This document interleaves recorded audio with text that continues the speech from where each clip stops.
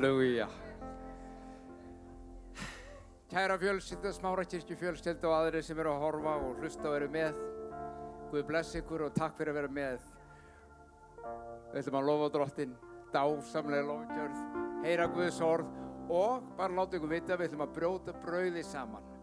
Þannig að ef þið vilja vera með því sem eruð heima að brjóta brauðið með okkur, þá getið þið gert djús eða vín og brauðið klárt og svo gerum við það í lokin á samkomunni. En núna ætlum við að taka samskotið okkar. það er alltaf gott að blessa. Það er engin kvöð, en það er alltaf gott. Og ritningin kennir okkur að þetta er ekki kvöð, heldur eigum við að gefa eins og hjartað býður okkur. Og við gerum það með gleði, því að Guð elskar glaðan gjafara og hann mun blessa það margfallega þar sem þú sáir í hans ríki. Svo neðst á skjánum þá sjáum þið kennitöluna, reikningsnúmerið og ég hvet ykkur ef þið viljið vera með og geti verið með í að halda starfi kirkjunnar í Smárakirkju og trúboði og boðun og kennslu og fræðslu og aðstoð og hjálp sem kirkjan veitir hvar sem er. Standið með okkur. Guð blessi þig og þína fjölskyldu. Sjáumst á eftir.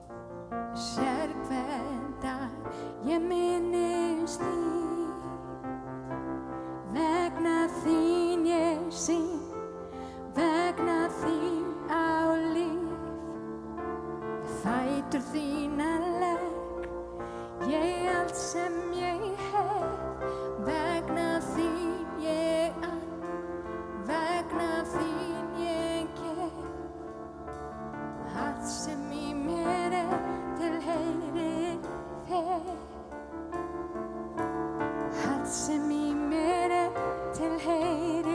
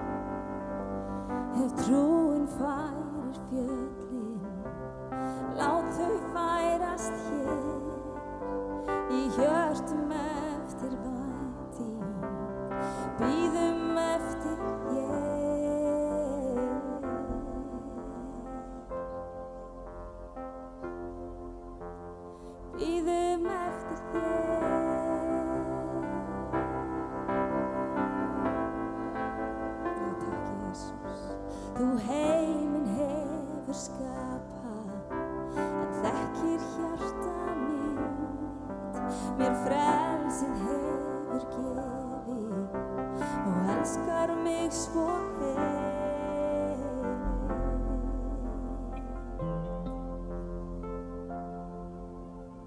Bíðum eftir þér og í þögn lyftum hönd til þín, aðeins þín lofum við, syngjum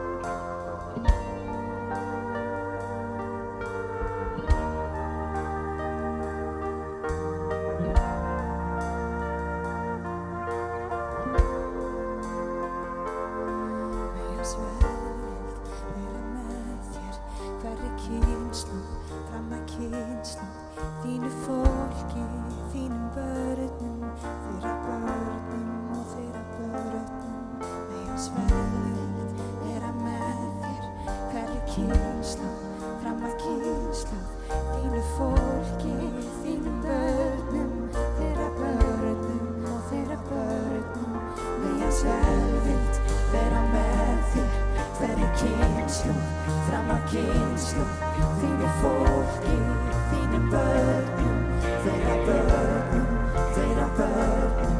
Megja svelvild vera með þér, hverri kynslóð, fram að kynslóð, þínu fólki, þínum börnum, þeirra börnum, þeirra börnum. Megja skrálar vera með þér, þér að baki og við hlið þér, allt í kringum, innra með þér. Hann með þér, hann með þér, snemma morgun, seint að kveldi, þú kemur, þegar ferðu, þú grætur, þegar gleðstu. Hann þig styður, hann þig styður, hann þig styður, hann þig styður, hann þig styður, hann þig styður.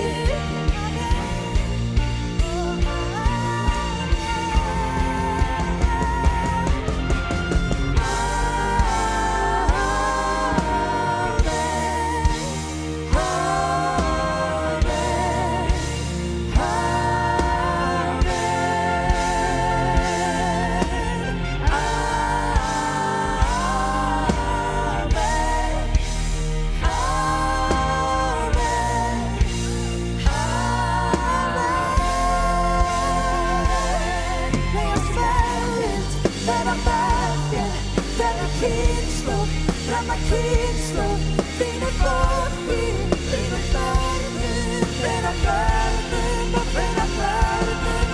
Megja stálar vera með þér, þér að baki og við hlið þér, allt í kringum, innra með þér.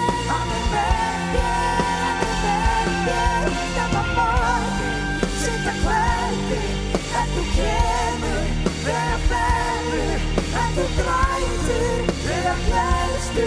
Hann þig styður, hann þig styður, hann þig styður, hann þig styður, hann þig styður.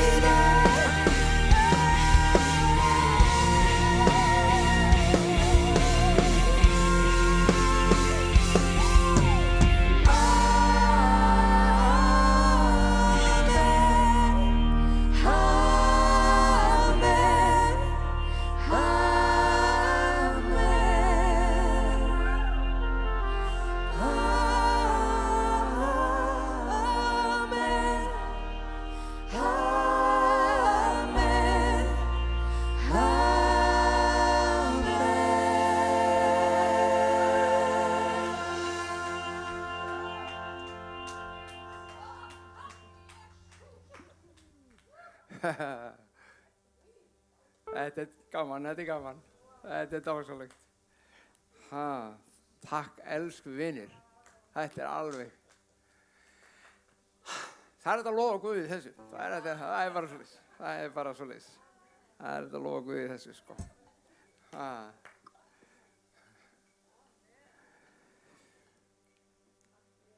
Og nú ætlum við að kíkja aðeins í orðið.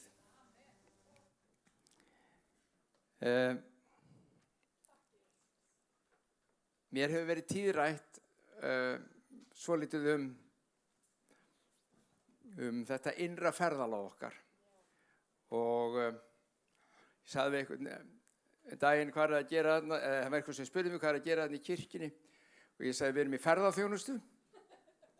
Þeim fannst það nú ekki mjög bratt svona á þessum tímum, það er í ferðaþjónustunni, en við erum í ferðaþjónustu innra ferðalagsins. Við erum að aðstoða það fólk sem vill fara og er á ferðinni inn til þess að rannsaka innstu fylgsni sálar og anda og ég ætla aðeins að tala um það núna í ljósi ritningarinn, ljósi biblíunnar hvað það er sem að við erum að leita, hver svarið er samkvæmt biblíunni við vandamálum hins innri mannsins. Það hefur stundum verið sagt að ástæðan fyrir því eða afleiðing þess að fólk gengur ekki með Guð, þekkir ekki andlegt líf, er að það er stórt gat í hjartan á þeim sem er í laginu eins og Guð. Þetta bara hrópar á þau, það er óp og tómleiki innanfyrir og það bara hægt að fylla þetta tómarum með Guði. Flestir átta sig ekkert endilega á því að það Guð sem að þarna á heima, að það Guð sem þarna ætti að vera. Margir halda þetta sé bara eitthvað eirðarleysi þeim sjálfum og þeim líður bara eitthvað illa og þeir þurfa bara að taka sig saman í andlitinu og vera eins og menn og allt það, og það getur vel verið rétt í sumum tilfellum líka, en tómarúmið, ef þú fer innst inn í innstu fylgsni hjartaðins, þá finnur að þar það sem að vantar. Og ef við lítum á hvað ritningi kennur okkur það, Biblían nefnilega kennir okkur að mannskepnan svona þríeinn, svipað eins og Guð þríeinn, að þá mannskepnan þríeinn, við erum andi, við erum sál og við erum líkami.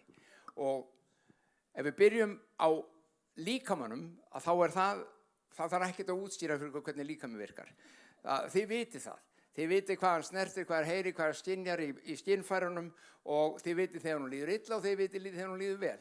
Þið vitið hvað gerist þegar þið ferð í líkamsrækt og hreyfið ykkur, og þið vitið hvað þið gerist þegar þið gerið það ekki. Okay? Þetta líkaminn okkar. Sálin okkar. Við eigum líka tiltölulega auðvelt með að skilgreina sálina, þó að við höfum ekki auðvelt með að skilgreina allt sem gengur á í henni. Það svo allt annað mál. Sálin, það sem að skynsemin okkar, rökhyggjan okkar tilfinningarnar okkar og það nú yfirlega tilfinningarnar sem að leiða okkur í einhverja gunnur.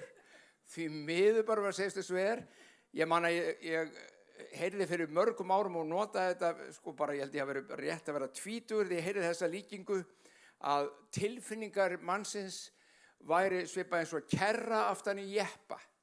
Og þú ert á fleygiferð með jeppan og kerran fer með, og jeppin þínar ákvörðanir, þínar rökhyggja, lífið þitt og skynsemi. Og þú keyrir bara eftir veginum og viti menn, tilfinningarnar fylgja bara með. Þið líður í samræmi við það sem þú ákveður og gerir. Síðan það spurningin hvað gerist ef þú snýr þessu við og lætur kerruna draga jeppan.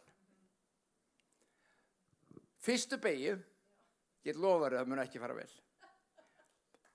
Og ekki einu sinni við sem að gangi mjög vel þó væri á beinumkafla, en alls ekki þú lendir í beygjunni. Vegna þess að kerran hefur ekkert vald til að stjórna og stýra, og tilfinningar þó að það séu góðar og getur verið góðar, þá þær skelfilegar ef það stjórna líf okkar. Það ekki góðar þar. Síðan það ekki allir sáttir eða sammála því endilega að það sem ritningin talar sem þriðji svona þáttur mannsins sem andinn. Andinn þessi innsti, það innsta í þér, það sjálfið í þér innst inni, ekki egóið, en þú sem persóna, þú sem einstaklingur, skapaður eða sköpuð í Guðs mynd, það djúpt inni. Og þegar Adam, og nú sem þetta hlusta, það getur vel að segja, já, Adam var til og Eva var til, og það gott. Við trúum því að sjálfsögðu að þau hafa verið til. En jafnvel þú trúir því ekki. Þá veistu það samt að einhvers staðar var fyrsti maðurinn. Einhvers staðar og meiri segja í líffræðinni og í genafræðunum, og þá rekja þeir upphaf mannsins til einnar konu og þeir kalla hana Evu. Og þannig að upphafið einhvers staðar. Og Guð skapar og Guð kærleikur. Þannig að hann setur lögmál kærleikans í virkni, í allri sköpuninni. Hann sjálfur kærleikur, svo þegar sem hann skapar, þar setur hann kærleikarinn, allt virkar og starfar í lögmáli kærleikans, og þar á meðal maðurinn líka Adam og Eva. En þau rjúfa, þið þekkið þessa sögu, þau rjúfa lögmál kærleikans. Þau slíta sig frá, og það sem gerist það, elsku vinur, að það ekki bara það að Adam og Eva lendir í vandræðum, mannkynið lendir í vandræðum, það tapar áttum. Það gjörsamlega tapar áttum og fer villusins vegar, og hugmyndin samfélagið við Guð, þetta virkar þannig, að hugmyndin samfélagið Guð verður fjarlægari. Og þá fara að ímynda með sér alls konar myndir, og þeir fóru að búa til með sér skurðgoð og höggva myndun, svona Guð, svona að þeir eru búin að tapa samfélagið við Guð. Og hvar var samfélagið við Guð? Það nefnilega það sem andinn snýst Í andanum snertum við Guð. Í andanum skynjum við röddu Guðs. Í andanum dvelur hann. En í myrkvuðum anda, sem aðskilinn frá lögmáli kærleikans, þar stríð, þar eru erfiðleikar og það hrópið sem innra með hverjum og einum manni. Annars slagir, þú veist að kæri vinur, annars slagir, ef þú ekki þekkir Guð persónlega, ef þú þekkir ekki Krist, þá veistu það að leit þín, því þú leitar. Allir menn þurfa, allir menn þrá. Hrópið eftir þessari snertingu við Guð. Fagnaðarerindið, dásamlega fagnaðarerindi Jesú Krist, það að þú og ég höfum aðgang að þessari snertingu Guðs inn í anda okkar aftur. Hann getur lagað það. Því að maðurinn, og taktu vel eftir, þetta maður búin að læra af eigin reynslu, en líka þegar maður læri trúarbragðasöguna og trúarbrögð heimsins, að öll heimsins trúarbrögð ganga út á það að nálgast aftur þetta sem var í upphafi. Að nálgast Guðs neistan, að nálgast Guð innan með sér. En hver einustu trúarbrögð heimsins, það að segja nema kristindómur, segja þú ert að gera þetta, þú að gera þetta, þú að vinna svona til þess að ná því. Þú að stunda svona iðkun, svona, fara í svona jóga, gera þessa hugleiðslu, alla svo liti, og það, veistu, það fjöldinn allur af fólki allan heim sem iðkar þetta í leit sinni að innri friði og sannleika. Fagnaðarerindi, segir Páll, Jesú Krist, fyrir mörgum mönnum heimska. Þú kannski að hlusta að segja, já, ég búin að segja það alla tíð, þetta tóm heimska. Má vera.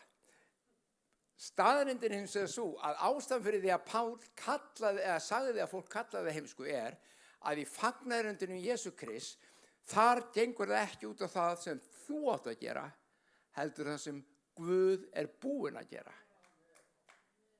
Sérðu muninn?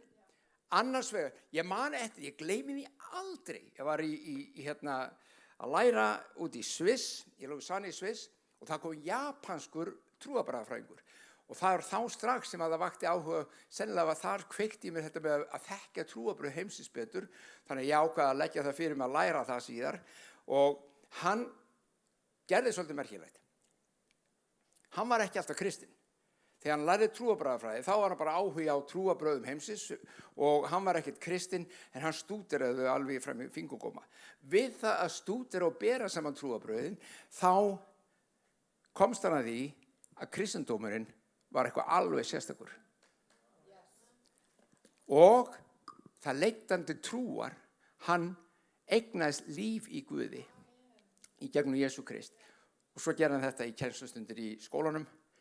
Hann tók Biblíuna, setti hann svona á annan endan á kennsluborðinu og sagði, hér Biblían,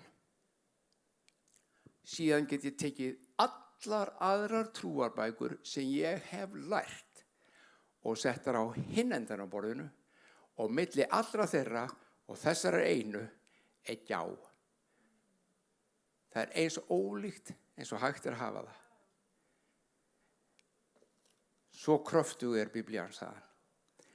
Ekki það að hinar greindi ekki frá leitinni, það greina frá leitinni.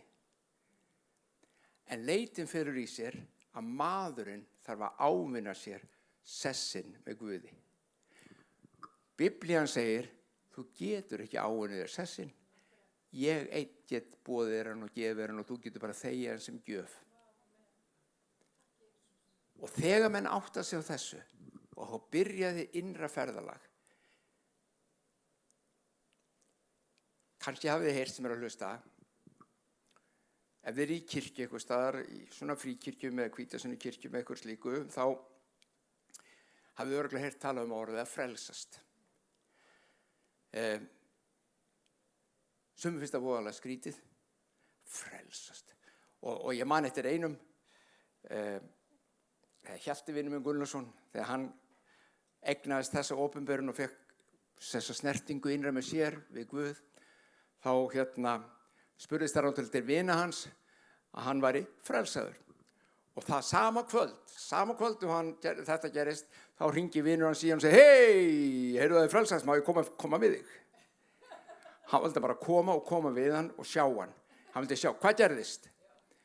Því að frelsisverkið, það sem við köllum, fyrir marga mjög skrítin hlutur og margir sem við segjum þegar við erum að tala um fólk þess veit ekkert hvað við erum að tala um. Í stuttu máli þá erum við bara að tala um það, orðið frelsi þýðir náttúrulega ákveðin hlut. Það þýðir að þú varst einhverstað fjötur og einhverstað bundur, nú ertu frjáls. Og Biblían segir þess að fallegu orð, hann segir til frelsis, frelsaði Kristur þig, eða okkur. Hann frelsaði okkur til að vera frjáls. Og frelsið ekki fólgið í því að geta gert og mega gera hvað sem við viljum og hefði okkar eins og bavíanar. Það ekki frelsi. Frelsi hið innra. Það leysir úr læðingi þrána og friðinn sem þú og allir menn að leita að innra með, sem segir, ég búin að tengjast aftur lögmáli kærleikans. Ég búin að tengjast aftur kærleikanum. Kærleikurinn sem Guð, hann farin að tala til mín og hann vinna í mér og ég finna hann. Viti menn, alls konar hluti gerast í lífinu eftir það og líf þitt breytist. Verk þín breytast, orð þín breytast, athafnin þín breytast.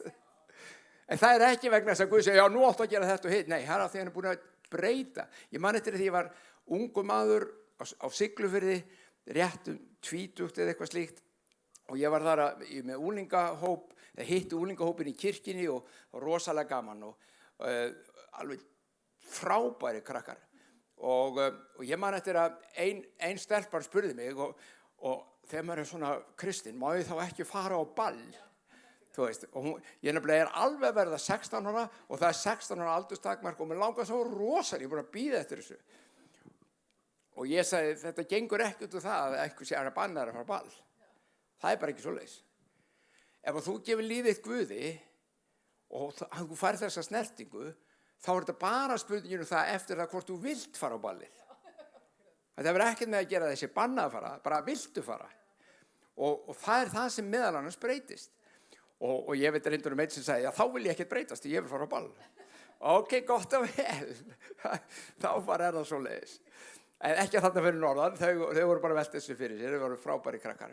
En það þessi innri breyting í lífinu, það þessi snerting við anda Guðs. Og mér langar að lesa aðeins í Kólusubréfinu til þess að við áttum okkur á því. Nú ég bara svona að skauta yfir bara stóra mynd og því að þetta upp svona fyrir innra ferðalag í kristninni, þá byrjar það svona. Þetta upphafið þar. Í Kólusubréfinu segir svona, og Páll að tala, og hann segir í versi 25 í fyrsta kafla, hans þjónn ég orðin, samkvæmt því hlutverki sem Guð hefur mér á hendur falið ykkar vegna, að flytja Guðs orð óskorðað. Leyndardóminn sem hefur verið hulinn frá upphafi tíða og kynslóða hefur nú verið opinberaður Guðs heilugu kirkjunni. Guð vildi kunngera þeim hvílíkan dýrðar ríkdóm heiðnu þjóðirnar. Heiðnu þjóðirnar voru sem sagt allar aðra þjóðir heldur en gyðingar. Svona bara skjótað inn í. Sumir halda, þetta er svo ljótt orð, heiðnu þjóðirnar. Já, þetta eru bara eitthvað villimenn. Bara svo til að gleðja þig, svo getið aðeins slakað á. Á enskunni þetta heathens og á íslenskunni heiðingjar. Og þetta þýðir einfaldlega bara fólki sem bjó upp í heiðunum. Heath á ensku eru heiðar og heiðar á íslensku eru náttúrulega heiðar. Og það ákvæmt það sem þýddi. Með öðrum orðum, þetta bara fólki sem ekki bjó inn í Jerúsalem, ekki bjó í Ísrael, heldur annars staðar. Það voru heiðingjarnir. Það var ekkert ljótt við þetta. Við erum alltaf búin að setja einhvern svona ljótan stimpil á þetta. Ja. Og hvílíkur dýrðarríkudómur heiðnu þjóðurnar eiga í þessum leyndardómi sem Kristur, hérna í okkar þýðingu stendur meðal ykkar von dýrðarinnar, en í flestum þýðingu stendur Kristur von dýrðarinnar í þér. Og elsku vinur, þetta byrjunin á innra ferðalaginu. Það að þú áttir þig á því, þú kveikir og þú gefur honum tækifæri á því að segja, hér ég búin að vera að leita, eða kannski ekki búin að vera að leita, en þú vilt gefa þessu séns, ég búin að vera að leita og ég veit ekki, ég finn ekkert. Ég ennþá fastur eitthvað staðar og ég finn stundum eitthvað svona neista og stundum eitthvað gott en ég ekki frjáls. Og ég ekki búin að finna sannleikan. Þetta byrjunin. Að þú komir, því þetta leyndardómur. Sjáðu, þessi leyndardómur var hulinn eilífð frá upphafi hjá Guði. Ekki eins og englarnir fengu að skyggnast inn í það. En núna hann búinn að sýna og kenna og opinbera að þegar þú og ég komum og játum það að við getum ekki gert þetta sjálf. Við getum ekki öðlast þetta sjálf. Þó að við förum út allt á öll námskeið, sækjum allt, leitum öllu, sitjum við fætur þessa gúrús og hins, meðtökum alls konar hluti, og ég ekki að segja þessi allir vondir, takt eftir. Þeir einlæg leit af þessum upphafsneista sem tapaðist þegar lögmál kærleiks var rofið, en þú hefur ekki fundið. Þú veist ekki að í Kristi byrjar lífið. Í Kristi byrjar innra ferðalagið. Því miður, ég nefndi það síðast ég var að tala hérna, því miður, þá hefur kirkjan einhvern veginn skilað þessu frá sér og meira bara í svona, oft á tíðum í svona ytri siðum og hefðum og venjum og kristinn siður góður. Það allt í lagi með hann blessaður, hann góður, hann góð fyrir þjóð. En ef kirkjan skila frá sér þessum arfi að eiga aðganginn að innra samfélagi og eilífu lífi og þá erum við ekki að tala eftir dauðan hér og í himninum, þó að það sé líka heldur nú hér á jörð, innri snerting og lífi, þar sem Guð lifir innra með þér. Við megum ekki sem kristin kirkja bara skila sér í hendurnar okkur öðrum sem sleppa síðan Kristi úr myndinni. Kristur lykillinn. Ég láta þetta gerast. Hann lykillinn. Ég láta þetta gerast. Og takt eftir, ég ætla að lesa aðeins hérna aftur og svo klára ég í Kólossabréfinu. Það segir svona: Þeir hafi tekið þetta nú hann að tala til þeirra sem að hafa síðan meðtekið þetta, og hann segir, þeir hafi tekið á móti Kristi, drottni Jesú, lifið því í honum, verið rótfastir í honum, byggðir á honum, staðfastir í trúnni, eins og ykkur hefur verið kennt, og auðugir að þakklátsemi. Og hlusti svo, þetta eru stóra ár sem koma næst. Gæti þess, elsku vinir, að enginn verði til að hertaka ykkur með heimspeki og hégómamillu sem byggist á mannasetningum og runnið frá heimsvættunum en ekki Kristi. Með öðrum orðum, ekki láta leiða þig afvega í annarri speki, í annarri leit heldur nær frá Kristi. Hann að tala þetta reyndar til þeirra sem eru búna. Og af hverju þurfti hann að tala til þeirra sem eru búnir? Vegna þess að heimurinn var náttúrulega þá líka allur leitandi og það var fullt af stefnum og ismum og þismum í gangi og heimspeki sem að drómenn, Grikkirnir voru hérna með sína guði. Þetta var út allt. En þeir eru búin að finna Krist. Og hvað var það? Hlustu nú á. Hvað var það sem þeir áttu að passa sig sérstaklega á? Því hann segir hvað þetta var. Verið rótfastir, látið engan hertaka ykkur með heimspeki og hégómavillu. Svo segir hann, vegna þess að því að í honum, Jesú Kristi, býr öll fylling guðdómsins líkamlega, Með öðrum orðum, Kristur opinberaði Guð þegar hann gekk á jörðinni. Líkamlega í honum birtist skaparinn, kærleikurinn. Enda sagði Jesús, hafið þið séð mig, þá hafið þið séð föðurinn. Ég og hann erum alveg eins. Ég geri ekkert nema sem hann segir mér. Pælið því.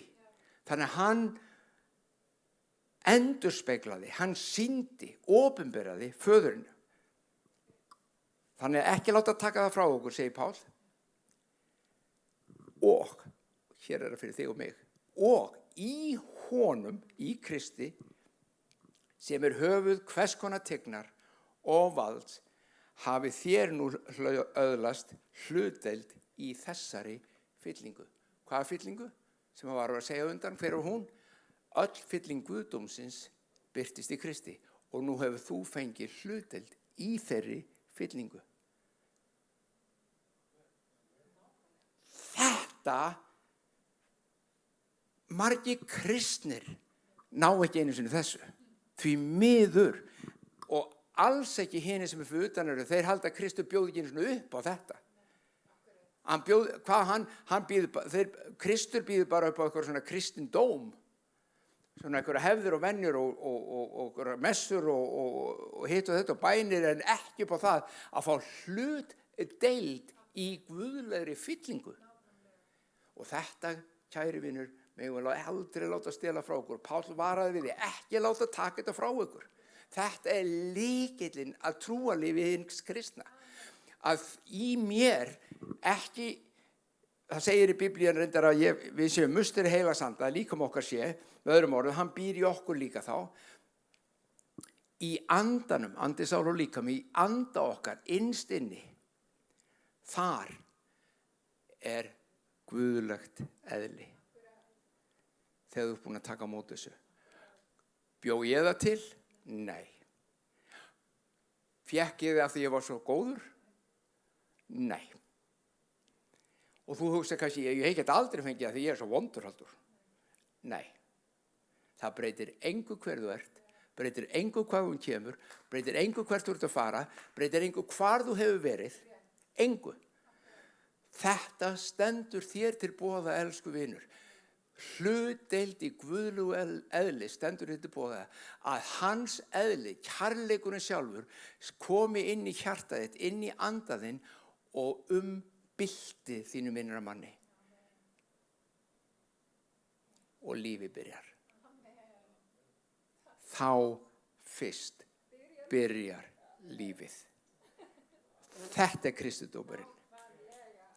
Allt sem er búin að heyra mögulega um að hvað sé Kristófur eða sjá og halda, gleymdu því. Skoða bara þetta. Þetta er lykillinn. Allt annað. Ég segi, ég ætla að vera svo djarfur, ég ætla að segja þér meira að segja það, þú þarft ekki einu sinni að byrja að trúa öllum Adam og Evu eða Gamla testamentinu, þú þarft þess ekkert. Leyfðu Krist að koma og hann mun sýna þér alls konar hluti. Leyfðu honum okkar, byrjaðu bara á honum. Hann er lykillinn að öllu öðru. Við skulum biðja. Faðir minn, við þökkum þér fyrir það að við megum fara saman í Guðs orð og ég bið fyrir fólkinu sem er að hlusta, vinum mínum og systkinum og fjölskyldu okkar í Smárakirkju og öllum öðrum sem er að hlusta, að orð þitt megi fara inn í hjört okkar og bera þar ávöxt. Bið fyrir blessunin í líf þeirra og það sem eru erfiðleikar og stríð og barátta, að þú komið með kraftinn, þú komið með líf þitt, komið með fyrirgefningu þína, lausn þína, leysir og setir frjálst. Drottu við þökkum þér. Og hefði langað til, kæri vinur, nú skulum við biðja saman. Byttu þá með mér núna bara það sem þú ert. Himneski Guð, ég þakka þér fyrir fagnaðarerindið Jesú Krist. Og ég þakka þér að ég þarf ekki að gera þetta í eigin mætti. Ég get komið til þín. Jafnvel þó að það hljómi fáránlega mannlega séð. Og beðið þig að fyrirgefa mér allt það sem er rangt í lífi mínu. Og ég játa að ég þarfnast þín, Jesús. Ég bið þig að endurfæða andar minn. og koma og gefa mér hlutdeild í þínu eðli. Í Jesú nafni. Amen.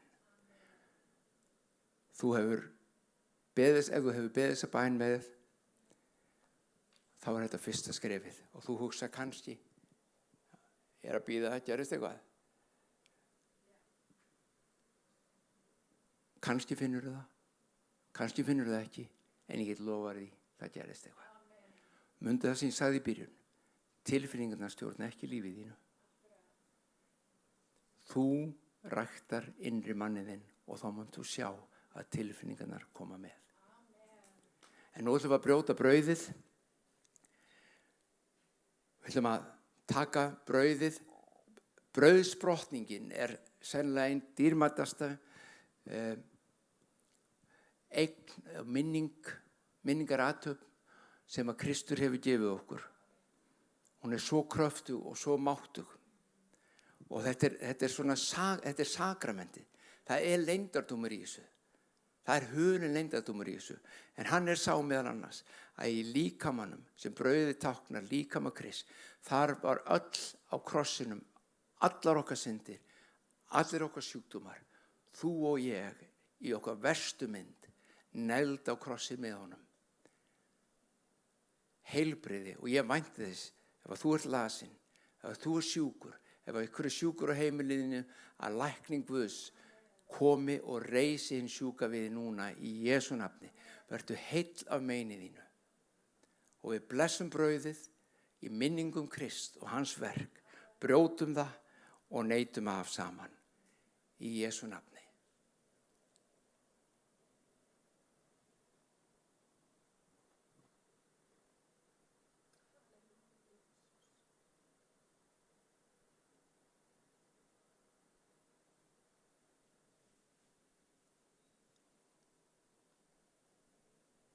Svo tökum við bikarinn og blessum hann. Þokkum fyrir það að vínið eða djúsin sem þar er í er tákn blóðsins þíns sem að rann, sem innsiglaði þennan nýja sáttmála, þennan möguleika sem við eigum nú í að eignast þetta innra líf. Og við tökum af honum í Jesú nafni. Blóð Krists, bikar lífsins.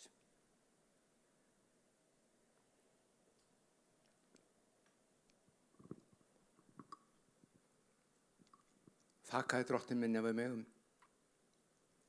brjóta þetta saman, brjóta brauðið, bergja bikarnum og meðtaka heilbrigðið þitt, lífið þitt, lækningu þína. Takk Jesús. Og það er einhver sem er að horfa, ég sé það fyrir mér, það er einhver sem er að horfa sem er búin að vera sárkvalinn í kviðarhóli, sárkvalinn. Og í Jesú nafni núna þá segjum við vertu heil af meini þínu. Verkir og þrautir víkja frá og lækning Drottins snertir. Í Jesú nafni. Og öxlin þín er heil í Jesú nafni. Þú sem hefur verið að berjast við þrautir í öxl. Takk Jesús. Eitt í viðbót. Þetta er algengt. En þetta er svolítið meira heldur en bara mennilegur höfuðverkur. Þetta er nístandi höfuðverkur sem þú færð. Kannski mígreni, ég veit það ekki. En þetta er slæmt og þetta fer illa með þig. Og í Jesú nafni þá stöndum við saman og segjum vertu heil af meini þínu. Vertu heil af meini þínu. Í Jesú nafni. Takk Jesús. Kæri vinur, við þökkum fyrir það að við megum vera saman, þökkum þér fyrir að vera með okkur. Þennan tíma í lofgjörð og orðinu og við biðjum Guðsblessun og varðveislu í lífið og við sjáumst mjög fljótt aftur. Amen.